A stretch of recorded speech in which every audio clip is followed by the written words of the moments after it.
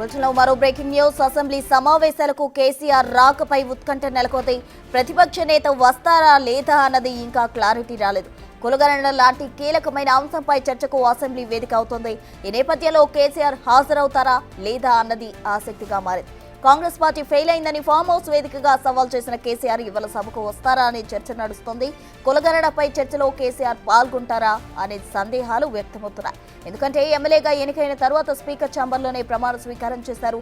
ఆ తర్వాత బడ్జెట్ సందర్భంగా సభకు హాజరయ్యారు.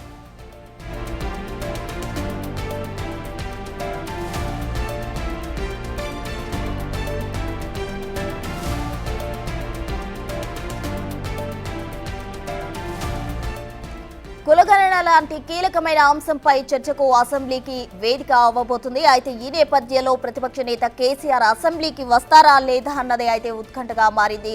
కేసీఆర్ అయితే ఫామ్ హౌస్ లో ఉంటారా లేకపోతే అసెంబ్లీకి హాజరవుతారా అనేది తెరపైకి వచ్చింది. మొత్తంగా కేసీఆర్ ఈ రోజు వస్తారా లేదా అన్నది ఉత్కంఠ నెలకొంది. అయితే కాంగ్రెస్ పార్టీ ఫెయిల్ అయిందని ఫామ్ హౌస్ వేదికగా కేసీఆర్ సవాల్ చేశారు. ఈ నేపథ్యంలో ఆయన వస్తారా లేదా అన్నది అయితే పెద్ద చర్చగా మారింది. కులగణనపై చర్చలో కేసీఆర్ పాల్గొంటారా అనే సందేహాలు కూడా వ్యక్తమవుతున్నాయి. ఎందుకంటే ఎమ్మెల్యేగా ఎన్నికైన తర్వాత స్పీకర్ ఛాంబర్లోనే ప్రమాణ స్వీకారం చేశారు కేసీఆర్. ఆ తర్వాత బడ్జెట్ సందర్భంగా సభకు హాజరయ్యారు. ఈ నేపథ్యంలో కులగణనకు సంబంధించిన చర్చ ఈ రోజు అసెంబ్లీలో జరగబోతుంది. కాబట్టి ఈ చర్చకు కేసీఆర్ హాజరవుతారా లేదా అన్నది తెలియాల్సి ఉంది.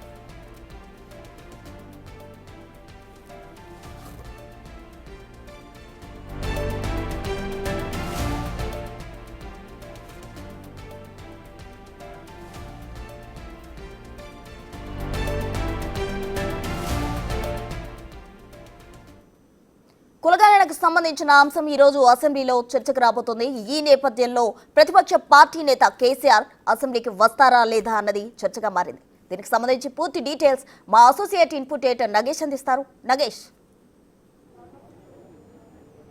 ఒక 4 రోజుల క్రితం ఫామ్ హౌస్ వేదికగా కేసీఆర్ కాంగ్రెస్ పార్టీ ప్రభుత్వానికి సవాల్ విసిరారు. కాంగ్రెస్ పార్టీ ప్రభుత్వం సంవత్సరం అయ్యి పాలిస్తోంది, అయినా కూడా ఫెయిల్ అయింది. ప్రభుత్వ పథకాలు అమలు చేయడంలో కాంగ్రెస్ పార్టీ పూర్తిగా ఫెయిల్ అయింది.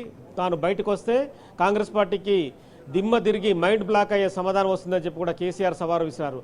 మరి అదే సవాలుకు ప్రతి సవాలు కూడా కాంగ్రెస్ పార్టీ ప్రభుత్వం విసిరింది. అలాంటి సవాళ్లు విసరదలుచుకున్న కేసీఆర్ అసెంబ్లీలో వచ్చి మాట్లాడాలి. అసెంబ్లీ వేదికగా ముఖ్యమంత్రి రేవంత్ రెడ్డి, అలాగే ఉప ముఖ్యమంత్రి బట్టి విక్రమార్క, ఎమ్మెల్యేలు ఉంటారు. ప్రతిపక్ష నేతగా కేసీఆర్, అలాగే వాళ్ళ పార్టీ నేతలు కేటీఆర్, హరీష్లు అందరూ ఉంటారు. అవసరమైతే సవాలుకు కూడా ప్రతి సవాలు విసురుకుందాం, దమ్ముంటే రమ్మని చెప్పి కూడా కాంగ్రెస్ పార్టీ అదే ప్రతి సవాలు విసిరింది.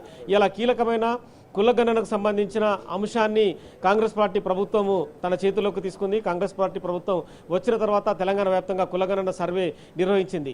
1,00,000 మందికి పైగా ఎన్యూమరేటర్లు ఈ సర్వేలో పాల్గొన్నారు. దాదాపుగా 46% పైగా బీసీలు ఉన్నారని చెప్పి లెక్కలో తేల్చారు.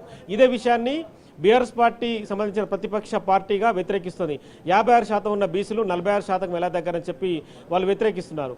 మరి ఆ విషయం పైన ఇవాళ అసెంబ్లీలో సవాలు ప్రతి సవాలు అయితే కొనసాగే అవకాశం కనిపిస్తుంది. ఇక ముఖ్యంగా ప్రధాన ప్రతిపక్ష నేత ఉన్న కేసీఆర్ మాత్రం ఇవాళ హాజరు కావడం లేదు. మామూలుగానే హరీష్, కేటీఆర్, అలాగే మండలిలో ప్రతిపక్ష నేతగా ఉన్న కవిత, మిగతా ఎమ్మెల్యేలందరూ కూడా హాజరయ్యే అవకాశం కనిపిస్తుంది. ఇప్పటికే ముఖ్యమంత్రి రేవంత్ రెడ్డి, ఉప ముఖ్యమంత్రి బట్టి విక్రమార్క సభకు హాజరయ్యారు. ప్రతిష్టాత్మకంగా తీసుకున్న 2 బిల్లులపైన కూడా ఇవాళ చర్చ జరపాలని చెప్పి కాంగ్రెస్ పార్టీ నిర్ణయించింది. మొదట క్యాబినెట్ సమావేశాన్ని నిర్వహించనున్నారు. ఎందుకంటే క్యాబినెట్ సమావేశంలో కులగణన జరిగిన తీరుని బీసీ కమిషన్ చైర్మన్ నిరంజన్ ఇచ్చిన రిపోర్ట్ని ఓవరాల్గా ప్రస్తావించనున్నారు.